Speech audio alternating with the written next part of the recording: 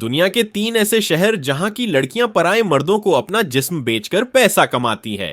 Number 1, Thailand का पटाया शहर। दोस्तों, पटाया थाईलैंड का एक प्रसिद्ध पर्यटन स्थल है जो अपनी नाइट लाइफ एंड बीचेस के लिए जाना जाता है।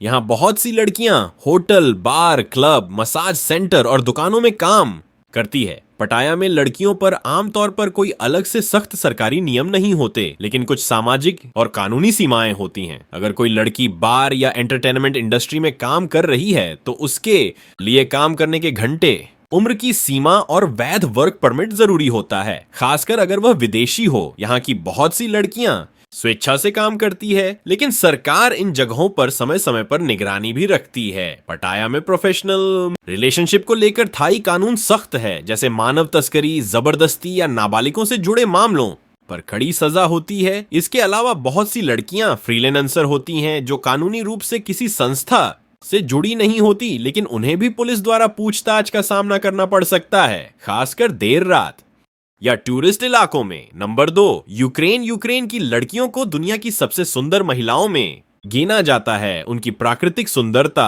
आकर्षक नए नक्श और सादगी उन्हें खास बनाती है। यूक्रेन लड़कियां आमतौर पर गोरी त्वचा, नीली या हरी आंखों और लंबे सुनहरे या भूरे बालों के साथ दिखाई देती है, जो उन्हें एक राजकुमारी जैसा लुक देता है। उनका चेहरा तेज नाक, उभरे हुए गालों और संतुलित चेहरे की बनावट के कारण बहुत आकर्षक लगता है। सुंदरता के साथ साथ यूक्रेनी महिलाएं बहुत आत्मनिर्भर, शिक्षित और संस्कारी होती है। वे पारिवारिक मूल्यों को महत्व देती हैं और अपने व्यवहार से सभी को प्रभावित करती है। उनके पहनावे में पश्चिमी फैशन और पारंपरिक शैली का सुंदर मिश्रण देखने को मिलता है। यूक्रेन की जलवायु और खान पान भी उनकी सुंदरता बनाए रखने में मदद करता है। वे हेल्थी डाइट, स्किन केयर और एक्टिव लाइफस्टाइल को अपनाती है, जिससे उनकी त्वचा हमेशा निखरी रहती है। इसके अलावा यूक्रेनी महिलाओं की विनम्रता और नम्र स्वभाव उनकी सुंदरता को और भी खास बना देता है।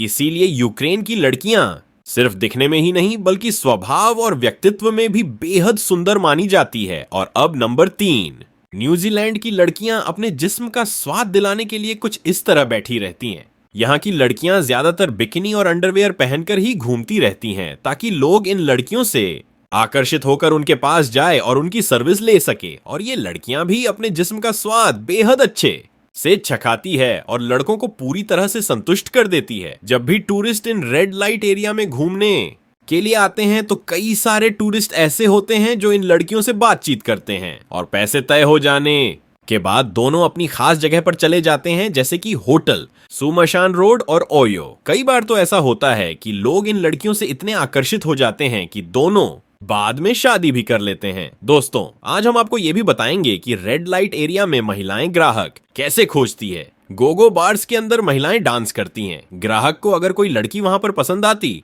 है तो वह उसे बार फाइन देकर बाहर ले जा सकता है। साथ ही बियर बार्स, ये खुले बार होते हैं जहां महिलाएं ग्राहकों के साथ बातचीत करती है। यहाँ भी बार फाइन का सिस्टम होता है। और क्या आपको पता है, मसाज पार्लर की एड में हैप्पी एंडिंग या रोमांस की सेवा भी यहाँ पर दी जाती है। और फ्रीलांसर जैसे कि क्लब, डिस्को या सड़कों पर घूमती हुई महिलाएं जो खुद ग्राहक से सौदा करती हैं और एक रात उनके साथ गुजार कर मौज मस्ती करती है।